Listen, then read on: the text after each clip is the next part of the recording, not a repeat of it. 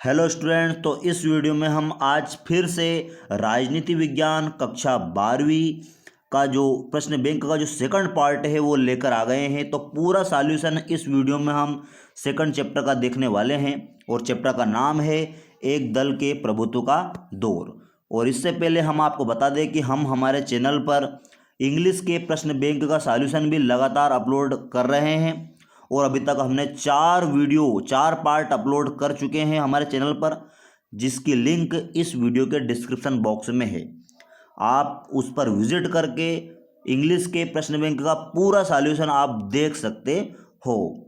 तो आइए देखते हैं बच्चों, हम एक दल के प्रभुत्व का दौर जो चैप्टर है उसका पूरा सॉल्यूशन।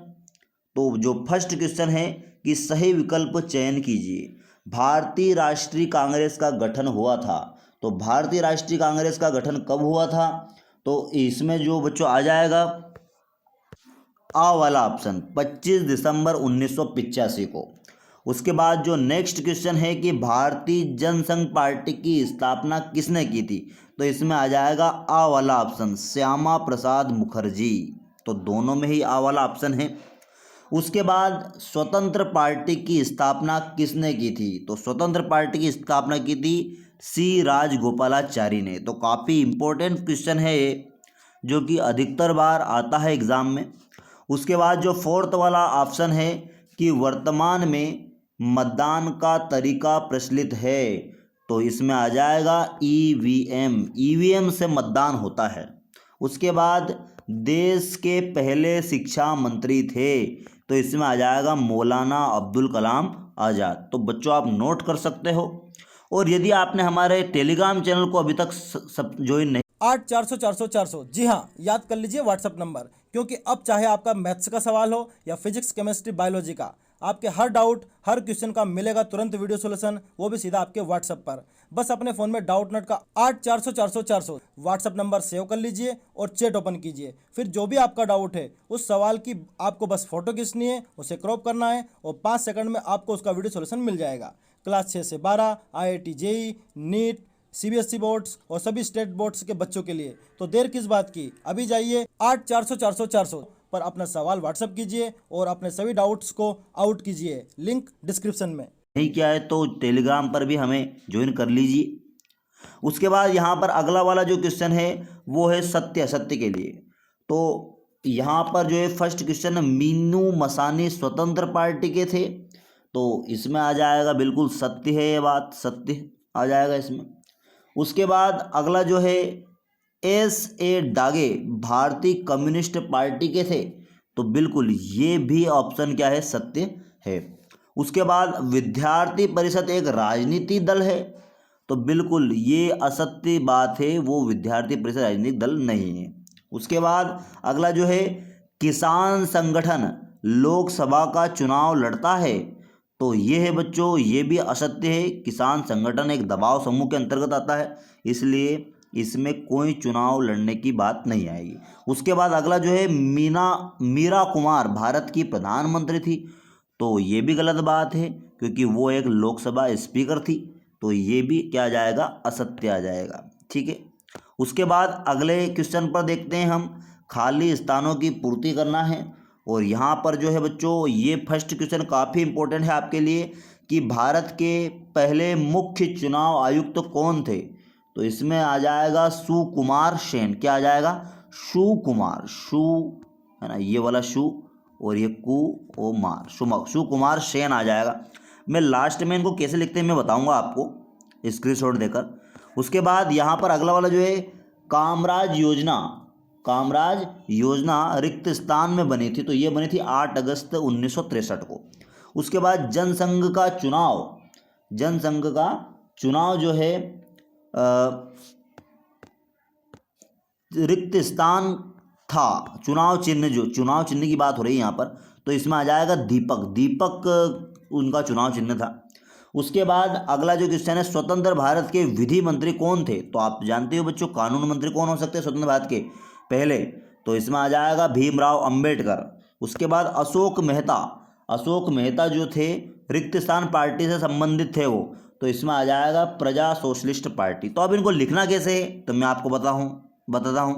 तो बच्चों आप यहाँ पर देख सकते हो, ये खाली स्थानों की पूर्ति के सारे क्या है, आंसर है। ठीक है, इनको आप नोट कर सकते हो, स्क्रीनशॉट ले सकते हो। अगले वाले क्वेश्चन में एक वाक्य में उत्तर देना है। तो स्वतंत्र भारत का आम चुनाव हुआ था, तो कब हुआ था वो? 1951 में और 52 के अंदर। ठीक है, 51-52 में।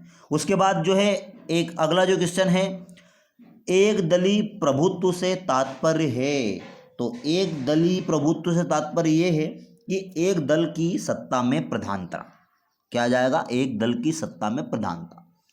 उसके बाद भारत में चुनाव का दायित्व किसको है? तो चुनाव आयोग को है। किसको है? चुनाव आयोग को। ठीक है। उसके बाद अगला जो है 5 मान्यता प्राप्त राजनीतिक दलों के चुनाव चिन्ह बताइए। तो बच्चों ये आपको सेल्फ करना है ना। ठीक है। उसके बाद गुट निरपेक्षता की नीति।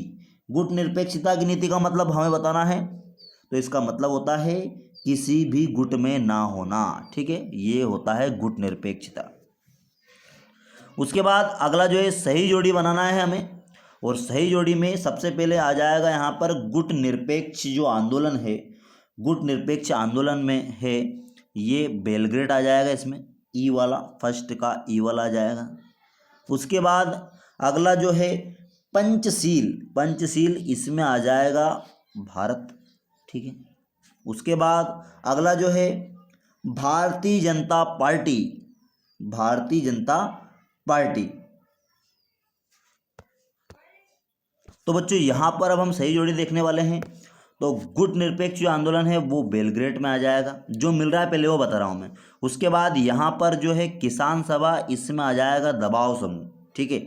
उसके बाद यहाँ पर ये जो पंचशील समझौता जो हुआ, पंचशील जो समझौता है उसमें आ जाएगा भारत। ठीक है। उसके बाद यहाँ पर जो है भारतीय यहाँ पर दल बदल विधेयक, ये भी कहाँ हुआ था? भारत में ही हुआ था। यहाँ पर भारतीय जनता पार्टी के लिए कोई विकल्प नहीं दिया गया, इसलिए इसको हम नहीं मिलाएंगे। अगले वाले क्वेश्चन पर चलते हैं हम। और अगले वाले क्वेश्चन में क्या बोला जा रहा है कि समाजवादी पार्टी के सिद्धांत क्या है?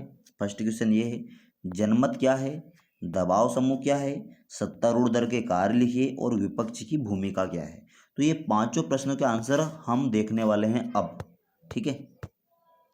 तो बच्चों यहाँ पर देख सकते हो आप समाजवादी पार्टी के सिद्धांत क्या हैं। तो ये तो सबसे पहला जो है कि समाजवादी पार्टी लोकतांत्रिक एवं समाजवादी आस्था में विश्वास रखती है।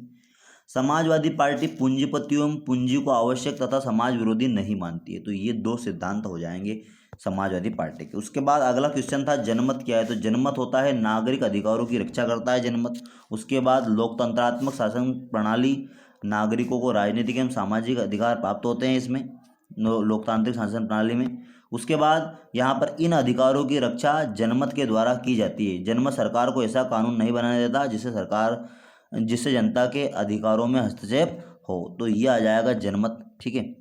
उसके बाद यहाँ पर अगला जो है दबाव समूह। दबाव समूह किसे कहा जाता है? समान आर्थिक हितों वाले वर्ग सरकार से अपनी मांगें मनवाने तथा हित पूरे करवाने के लिए संगठन बनाकर सरकार पर दबाव डालने का प्रयास करते हैं। इन्हें क्या कहते हैं? दबाव समूह। आपकी इच्छा हो तो आप ये इनके उदाहरण भी लिख सकते हो, दबाव समूह हो गए। ठीक है। उसके बाद अगला जो है सत्तारूढ़ दल के कार्य लिखिए। तो सत्तारूढ़ दल के कौन कौन से कार्य होते हैं? सत्तारूढ़ दल जनता के बीच सरकार के द्वारा उठाए गए कदमों नीतियों का जो प्रचार प्रसार का काम करते हैं। यहाँ पर क्या आ जाएगा? प्रचार प्रसार आ जाएगा। यहाँ पर एक वर्ड गायब हो चुका है, तो ये लिख लेना कि जनता के बीच सरकार द्वारा उठाए गए कदमों एवं नीतियों का प्रचार प्रसार करता है एवं जनमत निर्माण करते हैं। उसके बाद अगला जो आ जाएगा सत्तारूढ़ दल जनता एवं सरकार के बीच कड़ी का कार्य करते हैं। उसका विपक्ष द्वारा सरकार पर लगाए गए आरोप प्रत्यारोप का खंडन करके सरकार की नीतियों को स्पष्ट करने का प्रयास करते हैं। तो ये तीनों सत्तारूढ़ दल के कार्य आ गए हैं। उसके बाद विपक्ष की क्या भूमिका है? तो लोकतंत्र में विपक्षी दल बहुत महत्वपूर्ण निभाता है। यहाँ दबाव समूह के रूप में कार्य करता है, या सत्तारूढ़ दल के कामकाज पर नज़र भी रखता तो ये है। तो यहाँ पर ये वाला जो आंसर आ जाएगा विपक्ष की भूमिका में। सभी 2 नंबर क्वेश्चन है बच्चों ये। ठीक है। उसके बाद अब दीर्घ उत्तरी प्रश्न पर चलते। तो दीर्घ उत्तरी प्रश्न में सबसे पहले आ जाएगा भारत में बहुदलीय व्यवस्था को समझाइए। उसके बाद एक दलीय प्रभुत्व के लाभ और हानि को समझाइए। ठीक है। उसके बाद बच्चों यहाँ पर हमने ये वाला आंसर इस वीडियो में हम नहीं बताने वाले हैं, इसको हम हमारे टेलीग्राम चैनल पर बाद में डालेंगे, ठीक है, क्योंकि अभी इसको बना रहे हैं हम। उसके बाद अल्पमत की सरकार लोकतंत्र के लिए बाधक है समझाइए, तो इसको भी हम टेलीग्राम पर चैनल पर डालेंगे। तो अभी आप ये तीनों देख लीजिए। एक तो ये आ जाएगा भारत में बहुदलीय व्यवस्था को, उसके बाद एक दलीय प्रभुत्व के लाभ और हानि, उसके बाद लोकतंत्र में विपक्षी की भूमिकाओं को समझाइए। तो देखते हैं क्या है। यहाँ पर बच्चों प्रीवियस क्वेश्चन का एक पॉइंट और भी रह गया है, आप देख सकते हो यहाँ पर कि यह संसद में अलग अलग विचार रखता है और अपनी विफलताओं या गलत नीतियों के लिए सरकार की आलोचना करता है। यहाँ विपक्षी भूमिका की बात हो रही थी, ठीक है। उसके बाद यहाँ पर दीर्घोत्तरी प्रश्न जो है फर्स्ट वाला आप देख सकते हो, भारत में बहुदलीय व्यवस्था को समझाना है। आप देख सकते हो, स्क्रीनशॉट ले सकते हो, हम पूरा नहीं बताएंगे, वीडियो लंबा खिंच जाएगा वरना। तो यहाँ पर देख सकते हो आप, ये स्क्रीनशॉट ले सकते हो, बिल्कुल आप बिल्कुल सटीक आंसर है ये, ठीक है ये। उसके बाद जो अगला वाला जो क्वेश्चन है, एक दलीय प्रणाली के लाभ एवं हानियाँ लिखना है। तो यहाँ पर देख सकते हो आप, ये लाभ है, लाभ बता दिए हमने, ये लाभ है। उसके बाद ये 4 लाभ है, ठीक है। उसके बाद जो है हानियाँ भी देख सकते हो आप यहाँ पर, ये हानियाँ हैं, ठीक है, ये हानियाँ हैं। उसके बाद लोकतंत्र में विपक्षी की भूमिका, बिल्कुल ये वही क्वेश्चन है जो अभी हमने लघु उत्तरी में किया था, तो वही का वही आ गया है दोबारा। तो ये इसको भी स्क्रीनशॉट आप ले सकते हो। Thanks for watching this video.